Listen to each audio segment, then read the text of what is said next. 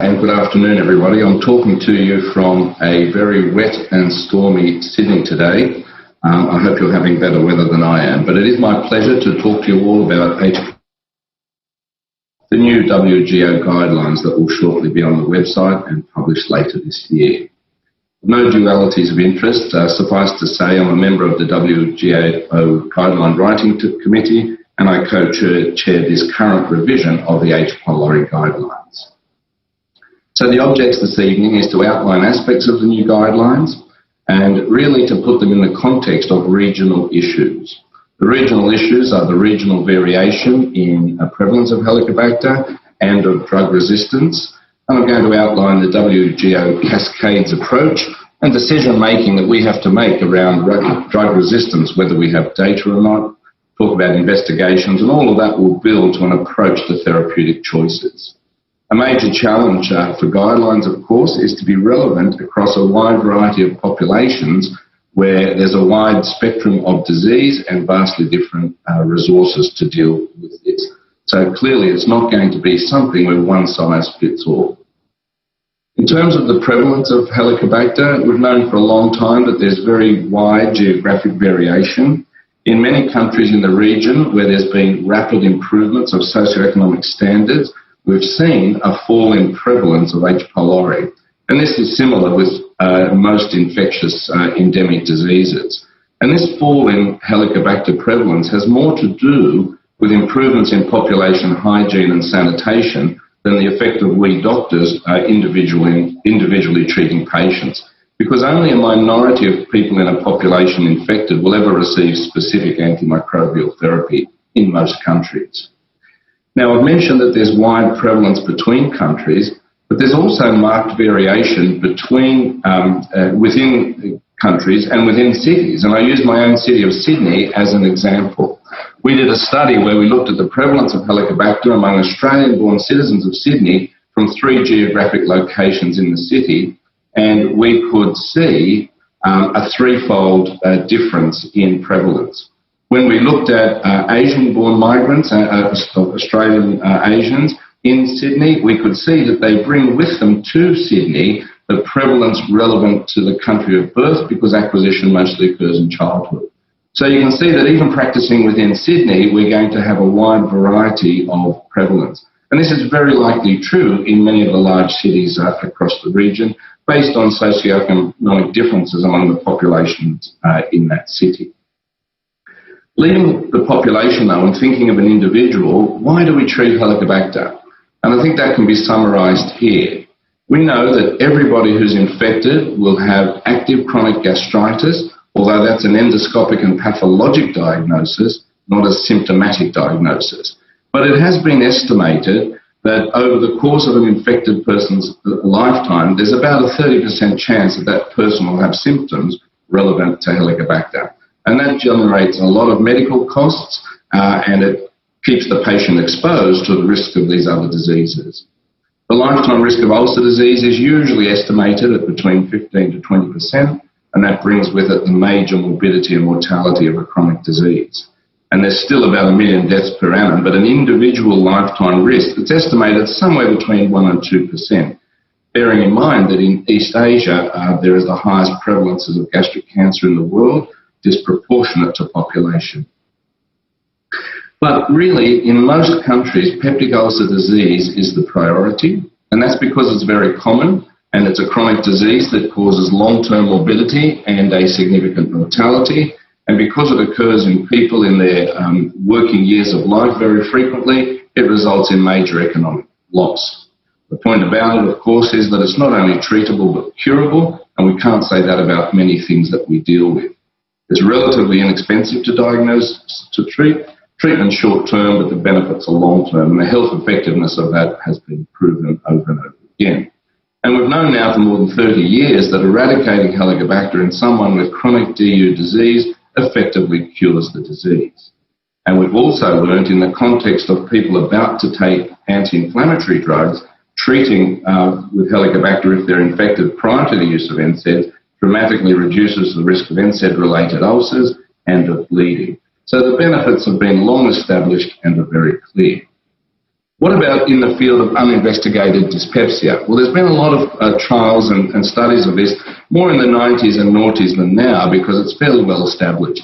And it's clear from a meta-analysis and a Cochrane review of these data that treating for Helicobacter in people with symptoms but no ulcer or uninvestigated symptoms have a greater likelihood of having symptom resolution than people not treated for Helicobacter.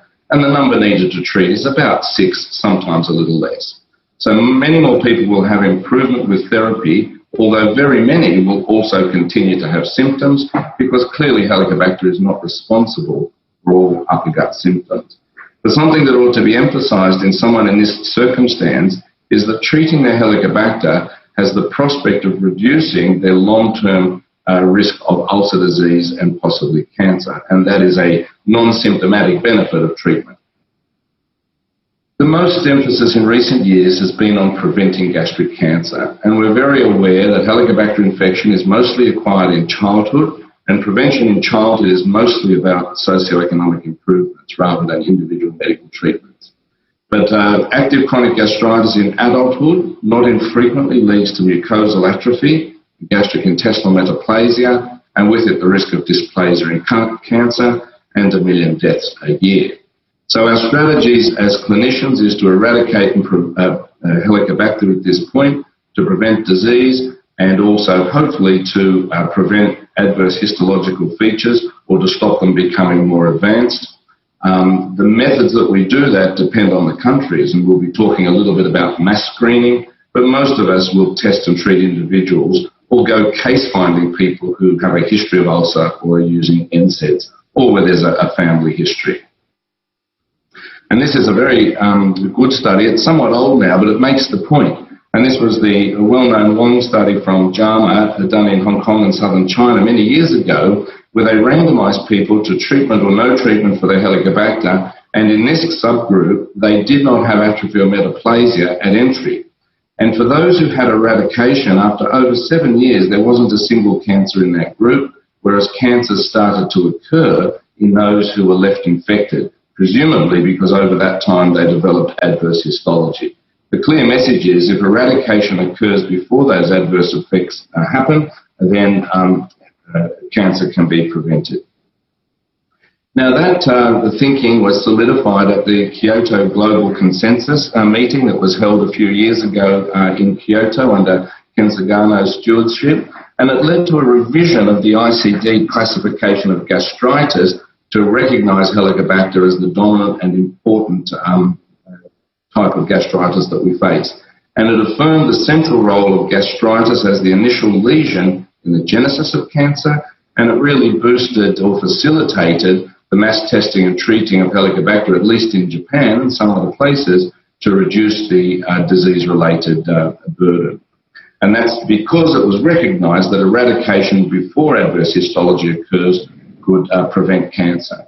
And my understanding is that Japan has been doing that for some years now, although it will take many years to show a benefit because of the lag between adverse histology and cancer, which can take decades. So the Asia Pacific Consensus Guidelines for Helicobacter haven't been updated recently because they haven't really changed. We still see peptic ulcer disease as the place where we can make the most immediate clinical impact, and those with symptoms often dominate presentation as well. And I think these days most countries can handle that, although in some there may be resource challenges for dealing with that group. We also treat in the context of NSAID use, and also in these areas, particularly this one, where their resources exist to be able to do that. And in people in whom we find adverse histology, we treat to try and limit it. This won't prevent cancer, but it may lessen the risk. And certainly in those with first-degree relative will be a reasonable target. So, how do we diagnose Helicobacter? Well, this is well known, but the point I would make is that the decision to test for Helicobacter should only be done with therapeutic intent. We don't test unless we have that intention. And here are all the common tests, and I'll just make a few comments. I think breath tests are now much more widely available around the region, and I certainly greatly support their use for non-invasive testing and treating, and particularly for determining outcome. Most of you will be aware that the C14 is widely done as either a point of care or a lab-based test. The C13 stable isotope test, I believe, is more accurate. That's lab-based and suitable to a hub and spoke type of model of centralising analysis of specimens. Serology has been long available and widely used, and it's convenient and cheap, but there's no doubt it's less accurate and it's often not validated. So I've never been a fan of serology, even though it has a role in a few specific circumstances. Stool antigen is accurate, but has never been popular because of the nature of the specimen. But the new kid on the block potentially is stool PCR, and I'll talk more about that shortly. When resources are low and nothing's available, there needs to be an empirical decision, and we'll come back to that in a minute as well. If we're going to scope, I think we need to recognise that the presence of duodenal ulcer itself has a diagnostic sensitivity for H. pylori of 95%, which exceeds serology and is probably as good as some urease tests. So in resource-challenged places, the presence of a DU is highly sensitive, particularly when there's an absence of NSAID use. Urease tests are time-honoured. I think sometimes in some jurisdictions people forget that they're costly if the patient is paying themselves. They can cost the equivalent of a day or two's wages in less well-resourced countries. And there is an in-house recipe that's been published years ago where a hospital lab can make them for a few cents, and this is in use in some countries in the region. Histology we all rely on, but I will remind you that it's very operator dependent and you have to be very sure of your pathologist. And PCR is really offering a lot of promise now because of the difficulty of easily accessing culture. And the validation and implementation of inexpensive kit-based point-of-care PCR has the opportunity to revolutionise the way we treat Helicobacter, particularly in the era of high antimicrobial resistances. So let's talk a little bit about it. PCR tests can be rapid. They're not technologically difficult for labs that can do PCRs. They've been available for very many years, but they haven't really caught on. Nowadays, there are commercial kits that can be bought, or good micro labs can get their own primers and make in-house tests and validate them against commercial kits.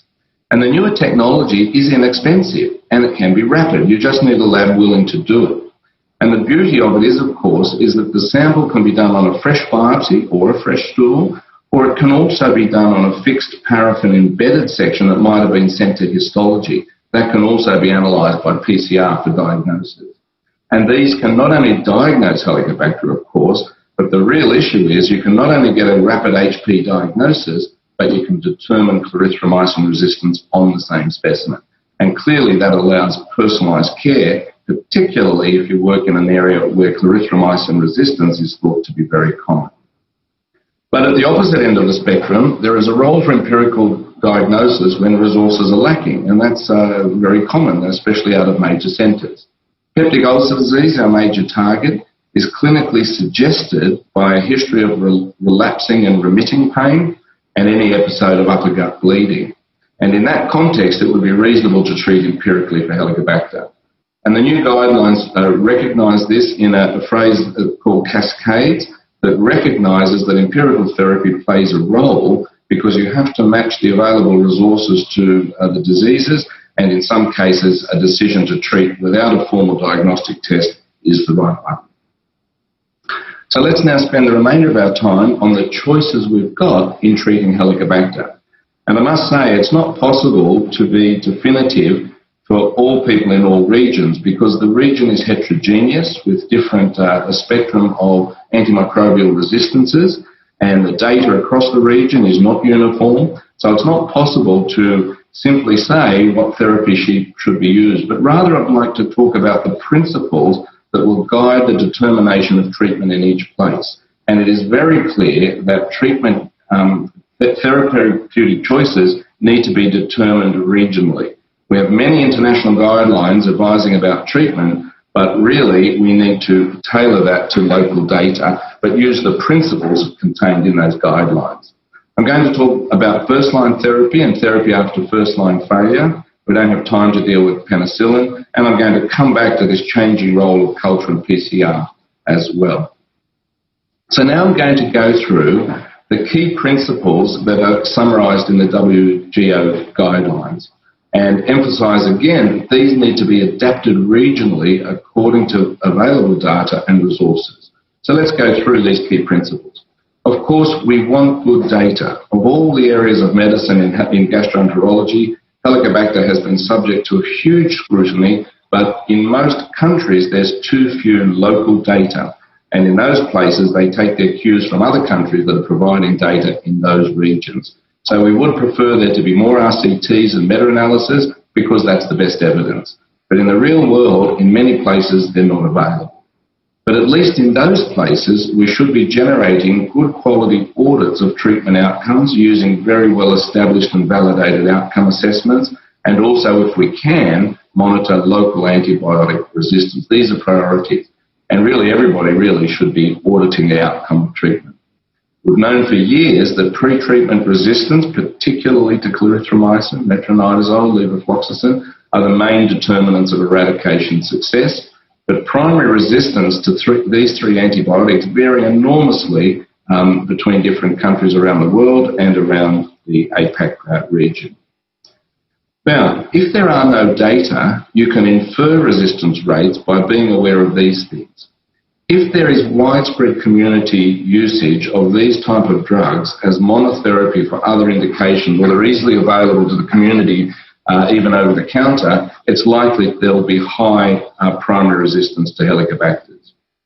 If an individual person has had prior personal exposure to one of these agents, it's very likely they'll have resistance, and the choice of therapy is best based on local resistance patterns if they've been identified, but otherwise we rely on these things. Now, primary CR in the last 10 years has been reported to have increased in many countries, but I will make the point that it is stable in other countries.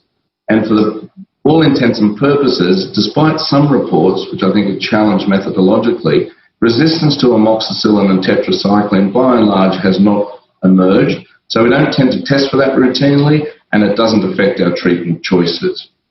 Unfortunately, culture is not done routinely. We all know it's sometimes difficult, costly, there's a time delay and so forth, and most people practice without having culture available prior to first-line therapy. And yet again, if we have rapid point-of-care PCR resistance testing, it'd be possible to have that data very soon after an endoscopy or a non-invasive test and tailor treatment. And also, it would easily facilitate surveillance of resistance trends. In terms of secondary resistance after treatment failure, we know it's very common for clarithromycin and metronidazole, and probably for levo as well. And the key message, therefore, is that repeating the same therapy has a low likelihood of success. It really should be avoided, although it's widely done in my country, and I'm sure in some of yours as well. So the choice of second and third line therapies really follows a logical decision path that uses the most effective therapies first and avoids repeating the same therapy. And I strongly advise against ad hoc unproven therapies where clinicians make up a combination that they think might work but is untested and unsubstantiated. The dose is pretty much set, but the duration is debated, and it really depends locally. Many recommendations are for longer treatments of, say, triple therapy when you're faced with higher resistance rates, but in countries where that's less of a problem, 7 days may still be suitable, and that's got to be worked out locally. When we're talking about second-line therapies, however, I'll show you in some countries culture doesn't have a major role, but it has a role in other places depending on the background resistance rates. And of course, when we're treating, we have to give informed consent. The drugs have risks as well as benefits. We have to work hard on compliance with easily understood instructions, and I prefer to give verbal and written instructions. We should be aware that smokers have about a 10% reduction in eradication rates, so getting them to stop beforehand might help a little bit. Now, what about non-modifiable risk factors like CYP219 polymorphisms, which has always been a bit of an issue in the Asia-Pacific? Well, the role of potassium competitive acid blockers, of which vonazepam is the molecule, is evolving. And there's already some studies claiming that this is associated with superior eradication rates. And I think that's exciting, and we certainly need more data to solidify that before we make wholesale changes. I think in some places where costs are crucial, there are high-quality generic drugs available very inexpensively now for all of these things, especially in resource-poor regions, and these therapies should be on essential drug list when there's a constraint on what's available. Now, this is a busy slide, but I'm just simply summarising the smorgasbord of treatments that some are very well established, some not so well. The PPI-AC, let me just use the brief name, Clary Triple is very well known, and it's widespread use, especially in places where primary CR is low. Bismuth Quad gets more and more good press now because clarithromycin resistance has risen in some places. And that's usually with tetracycline, but it can be given with amoxil. This one's been more studied. A newer treatment is to add bismuth to a Clary Triple. Now, I don't like advocating treatments before they're very well studied, and this one is still emerging. If you look at the weight of data for this compared to that, it's not much at all. But what there is looking good, and there may be some suggestion that adding bismuth might help even in a higher CR environment. So I'd say that the data is encouraging and it needs to be explored locally. Non-bismuth quad, also known as concomitant, gets a lot of good press, but usually in places where MR is not high. In much of the region, there's both high CR and high MR, so I think the value of that's going to be limited. Levofloxacin is a great treatment in some countries, but it really depends on whether or not you have high levofloxacin resistance rates. And similarly, this treatment is only useful if metronidazole resistance is not present or not common in the population. Rifabutin triples are generally avoided in tuberculosis-prone countries and is less effective than these in any case and has a small risk of neutropenia. In Europe, high-dose dual therapy has been championed and may have a role in countries that have high resistance rates to the main three antibiotics. You'll notice that I haven't listed treatments like furosemide because I think there's too few data to be evidence-based about them. Now, let's use Australia as a bit of a case study to show how knowledge of resistance will inform treatment decisions. So in Australia, primary clarithromycin resistance can be used to predict outcomes. We're a country with high primary MR because this is used a lot as monotherapy, but clarithromycin's been protected. And over many years, our clarithromycin resistance rates have been very low, which predicts that PPI, amoxicillin, clarithromycin will be useful, and this predicts that a metronidazole triple will be inferior. And that's what we find in the studies. This was a randomized controlled trial we did some time ago, showing reasonable outcomes with Clary triple, but inferior outcomes with the metronidazole triple because of MR. And that's because we have low clarithromycin. Notice how quad therapy does well irrespective.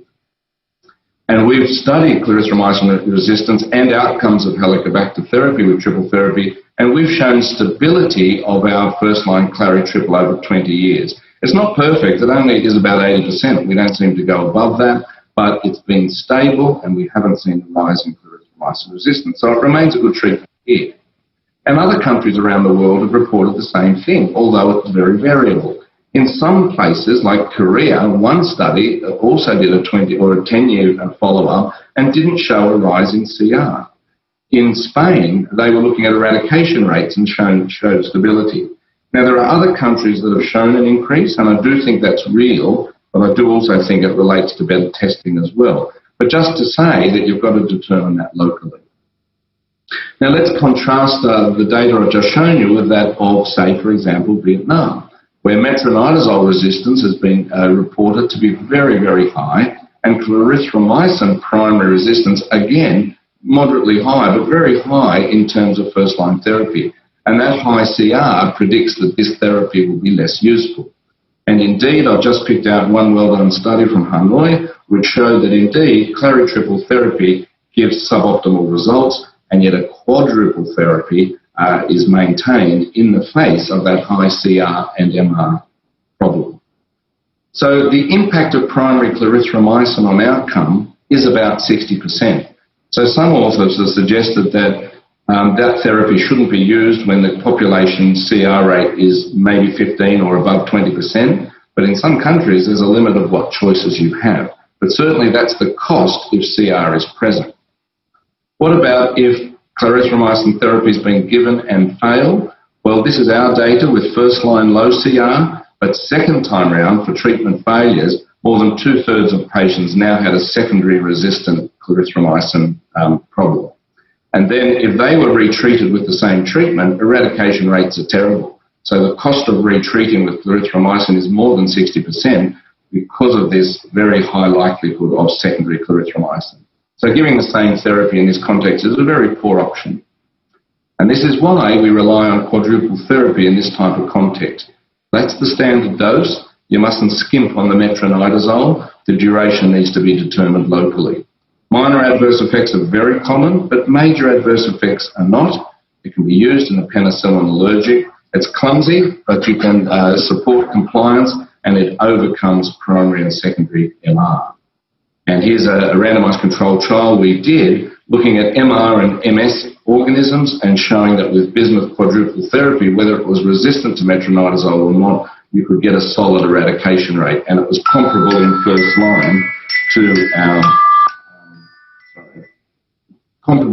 line to our Clarif triple therapy. I provide all my patients with a compliance sheet that looks like this so that they can follow that, because it is a lot of tablets to take. What about other things? Well, you'll all be familiar with levofloxacin, and the summary of that treatment is that you get very good eradication rates when there's low primary resistance to levofloxacin, and that's certainly the case where I work and in some other countries, but where levo resistance occurs to any degree, it falls off. And the dose and duration have been pretty well worked out. Primary resistance to levofloxacin across the region is variable. Again, I've just chosen Vietnam as a case study, and you can see from different locations and different methodologies in Vietnam, the resistance rates vary from alarming to moderately high. In this context, it still might have a role, but here, unless you've got culture data, not likely to be very effective. So let's summarise all of that and consider if we're treating Helicobacter when CR is low, LR is low, but MR is high. That's my type of environment, and similar to some other countries. You can still give a clarithromycin triple therapy. You could also give a quadruple therapy, but it's clumsy. If that fails, and that will be in less than 20%, we've got excellent salvage therapy with the levofloxacin triple because resistance is low, or then we can use our quad. And were that to fail, which it will in 10 to 15% of people, we simply swap over. So Clari Levo Quad, Clari Quad Levo is an excellent way of treating, and you should be left with just about 1% or fewer people in whom eradication has occurred. And then we very rarely use these other things. If we had culture data, we would find the 45% of people who had a sensitive organism, and we could use metronidazole, but we don't because we've got an excellent pathway without doing that. So in this context, culture doesn't have much of a decision. We just don't repeat a treatment. If we had rapid PCR, we could tailor this and just pick the exact right treatment, but we don't yet have that routinely. Notice how I haven't thought that there's any role for concomitant, sequential or hybrid therapies. I really don't think they have a role in this environment. But what about if you work in an environment where clarithromycin resistance is high, levo resistance is thought to be high, and MR is high? Well, clearly, you've got very limited choices. If you don't have the resources to determine this and you have to make an empirical choice, you have to base it on local knowledge of antimicrobial use and personal use of the patient, but it is difficult. But in these circumstances, the obvious first treatment would be a quad therapy. No clarithromycin, not relevant for levo, and it overcomes metronidazole resistance. So as someone once said, in this environment, quad therapy is never a bad choice. Now, if it wasn't used the first time, it could certainly be used as a salvage therapy, and I'll be using the longer duration there because you don't have much else up your sleeve, so you try for 14 days. But if it was already first line and it failed, what are your choices? Well, you could try a high-dose dual therapy, and some publications say that works well. You could consider concomitant, but I'm not a fan. If you've got high CR and high MR, this is not likely to be very effective because of dual resistance, and there's not much data that's really believable from this sort of environment for this, although it's an option. You do have the option of levofloxacin, there'll be a proportion of patients, and you do have the option of clarithromycin. But the one that needs to be tested is this one I mentioned before, the bismuth additional to clarithromycin, triple therapy, to see if that somehow overcomes the CI.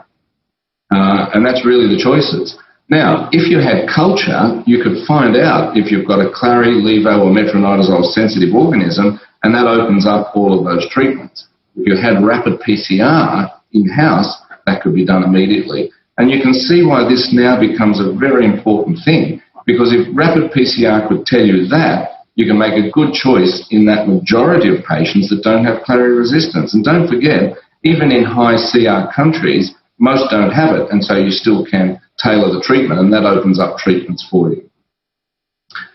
Now, PCR allows you to make a rapid diagnosis. It can even be done on stool, and so you get a quick diagnosis of Helicobacter and the resistance profile. So if it's sensitive or resistant, you know, and you tailor the treatment. If it's sensitive, you give the simpler clary triple therapy. If not, you give a quad therapy. And you'll get low failure rates because you're tailoring it. And if you do fail, you've then got to make decisions around second-line therapy. So you can see how important it is. Outcome assessment is sometimes clinical, depending on resources, but I do like breath tests unless you're going to repeat biopsy for surveillance or ulcer healing, not serology, of course. So I'll stop there and acknowledge all the co-workers on the new WGO guidelines, which will appear online shortly, and thank in particular my co-chair and Anton Lemaire from the WGO, who've done a lot of the work.